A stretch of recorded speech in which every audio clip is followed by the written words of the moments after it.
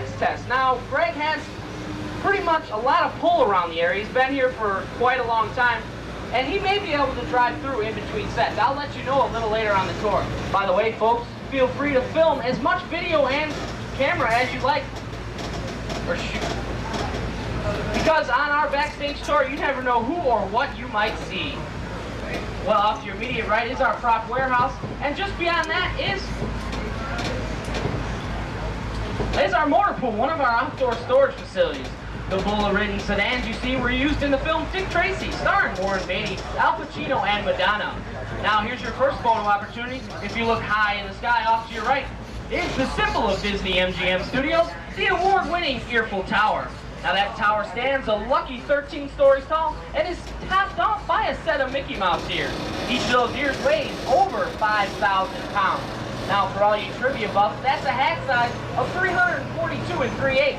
And we know this because during the holiday season, we top that tower off with a red stocking cap. A little bit closer to the ground is airports around the country knew this Gulfstream one as the 234 Mickey Mouse, but here at the studios we simply refer to it as the Mouse.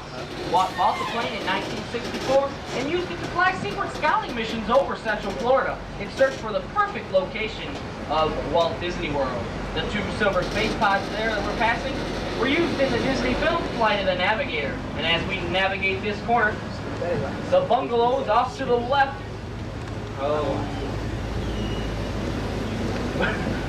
we're used in production, where production crews uses their headquarters while filming at the studios. In recent weeks, we've had such things as the ABC sitcom Family Matters film their season finale. Ooh.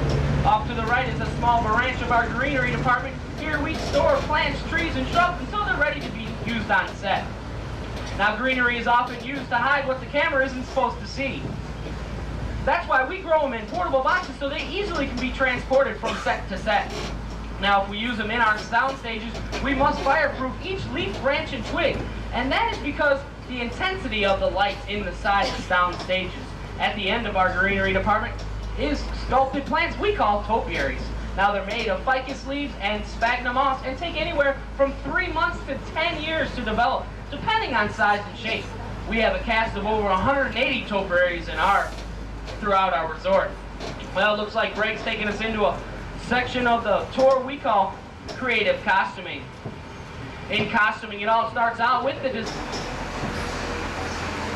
up to 180 artists design and manufacture costumes for our motion picture, television, and entertainment needs here at the Walt Disney World. In some of the display cases, you'll be able to see actual costumes worn by the actors and actresses in their represented production. Well, folks, it takes a lot more than a pretty costume to put on a great show.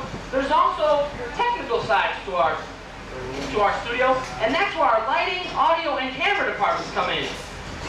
And you'll be able to see that off to your left. This is where we put together sophisticated equipment packages used by production crews on our sound stages and backlot.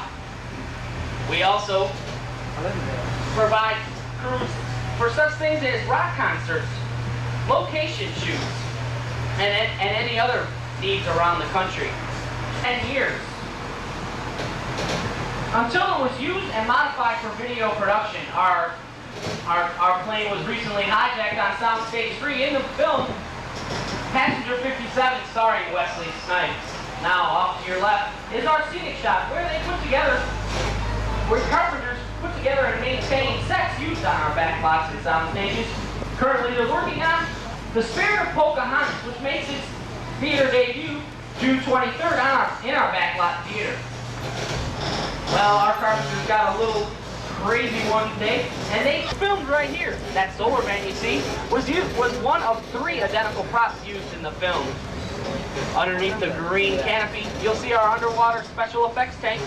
Here, created for Terry Hulk Hogan in Thunder in Paradise, the bottom of that pool is actually carved out to look like the ocean floor.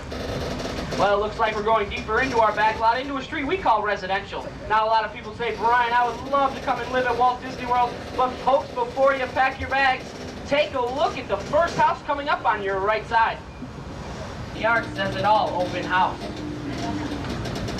There are no insides or backs to any of these homes on the street. When Jim Varney was filming Ernest Saves Christmas, he used house number 242 for the exterior shot of Vern's house.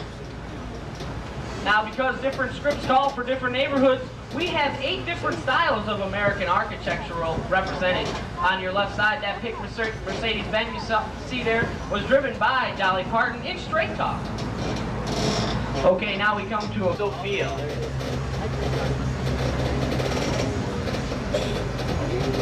The exteriors of that house were filmed here, and the actual show was filmed in California. Now, if she wanted to answer the door, that would be quite a walk. The next home here is Alice's home in the Disney Channel's Adventures in Wonderland. And her right across the street on your right side is the Touchstone television hit sitcom Empty Nest, starring Richard Mulligan, Dinah Manoff, and my personal favorite, our 30-foot dog. And that was used in the Rocketeer. That's the Bulldog Cafe, where the flyers meet to eat. The small GB airplane you see there. In the film, Howard Hughes gave that to the Rocketeer. In reality, it's nothing more than a full-size prop that never quite got off the ground. Well, if you look straight ahead, it's actually modeled after an that boat is actually modeled after an SR-71 Blackbird spy plane, and it's been clocked at speeds of over 70 miles an hour. That 1920s black Chrysler car with the green spokes was used in The Untouchables, starring Sean Connery and Kevin Costner. That big C-123 cargo plane was used in a film called Operation Dumbo Drop, starring Danny Glover, Ray Liotta, and Dougie Doug. That movie is set to release sometime this summer. Now, the military-looking vehicles you see along with this huge tank were used by director Steven Spielberg in the film Indiana Jones and the Last Crusade. If you notice the rubber treads on the tank, and if you notice the treads, they're actually made of rubber. That was for the safety of the stuntmen and actors. The 3 blue Plymouths were used in the film Who Framed Roger Rabbit. Each time Detective Eddie Valent drove his girlfriend's Dolores car into Toontown and was blown up, then we would have to use another one. There was a total of 7 in the production. The trolley car you see there is actually a bus modified to look like a trolley car. If you notice, the fiberglass steel wheels are actually fiberglass plates fitted over the tires of the bus.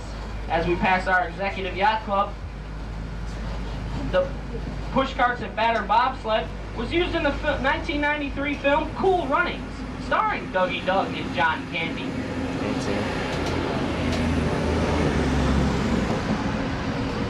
The 2 futuristic cars, the blue and white ones, were used in the film Blade Runner, starring Harrison Ford. The small red car was used in Hardcastle and McCormick.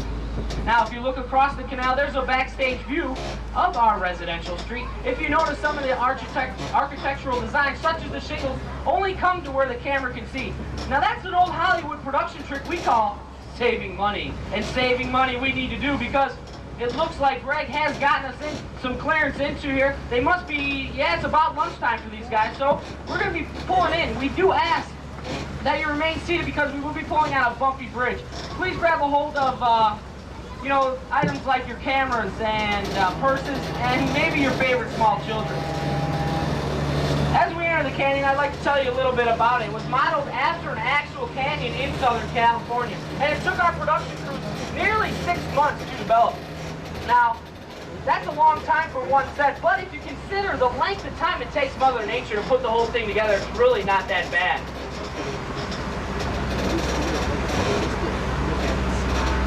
We will be stopping in the canyon so that you guys all can take pictures and take a closer look at it. And I can tell you a little bit more about it.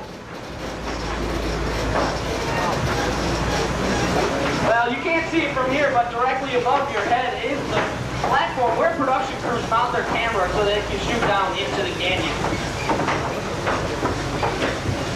Now that tanker truck you see there was actually stored in our boneyard. However, the production crew needed it for the set, so we couldn't drive across the ravine. So we had to hoist it up and over the canyon wall and back down into the canyon with a crane. The water dripping you see there they were probably testing a rain effect. Production crews often like to, there must be stone left. This is the random effect I was telling you about.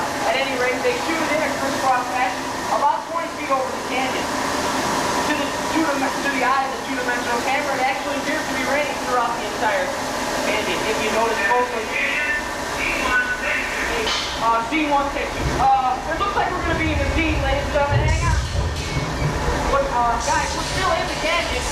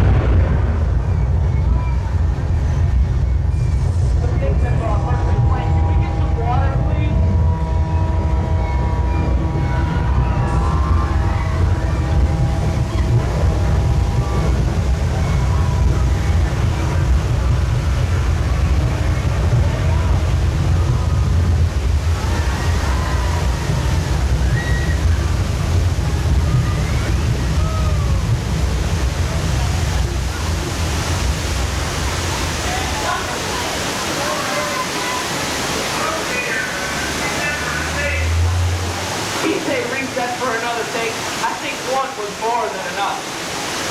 By now.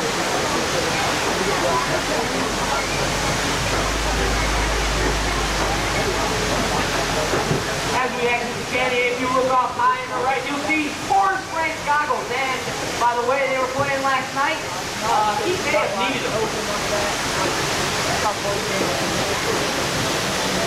As we exit the canyon itself is a steel structure covered in a wire mesh, then covered in a colored cement.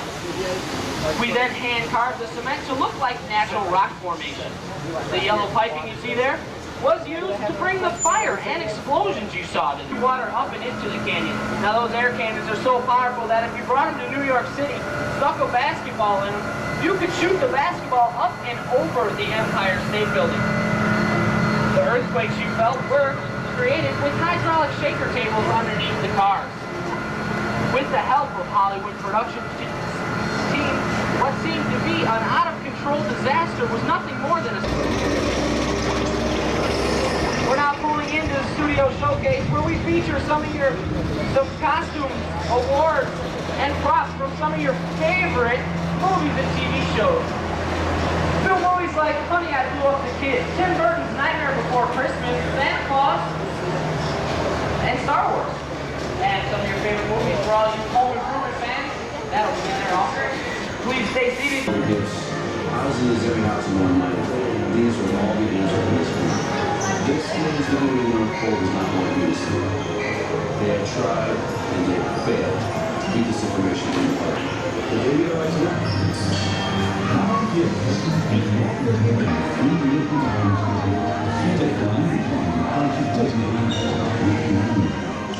Home Improvements 10 stars in Walt Disney Pictures' new release for the home.